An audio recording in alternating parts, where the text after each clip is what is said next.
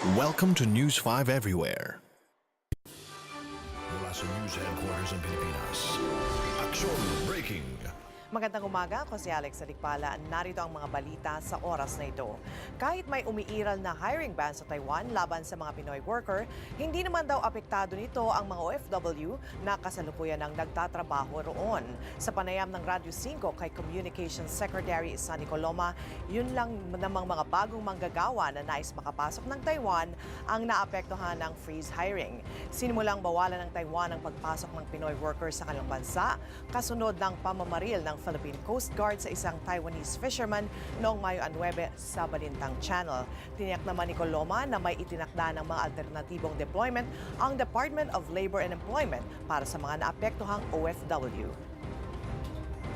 Samantala, umaabot na raw sa halos 6 na milyon ang namamatay taon-taon dahil sa paninigarilyo. Sa tala ng World Health Organization, 5 milyon sa mga nasawi ngayong taon mula sa iba't ibang panig ng mundo ay mga kasalukuyan o dating nagyoyosi. 600,000 naman ang namatay dahil sa second-hand smoke. Pinakamarami pa raw sa mga kasong ito ay naitala doon sa mga nasa low at middle income sector o yung mga hindi gaanong nakakaluwag sa buhay. Babala pa ng WHO kung hindi pa iigtingin ng mga bansa ang kampanya laban sa pagyoyosi, posibleng umabot sa 8 milyon ang mamamatay dahil dito sa taong 2030. Narito naman ang headlines ngayong Webes. Typhoon Waning nasa silangan na ng Batanes. Storm signal number 1 nakataas na sa probinsya ayon sa Pag-asa.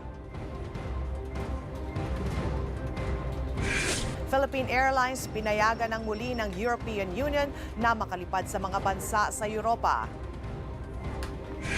5 Pinoy kasama sa mga sugatan sa bumagsak na eroplano sa San Francisco ayon sa Philippine Embassy sa Amerika. At 100 sexiest women ng men's magazine na FHM nagpatalbugan sa rampa. Makinig lang sa Radyo 5 on 92.3 News FM at mag-log on sa interaction.com at sa news5.com.ph. Ako si Alex Alikpala, narito na ulit ang Punto Asintado. Higit sa balita, aksyon! Be sure to come back. News 5 Everywhere. Copyright 2013.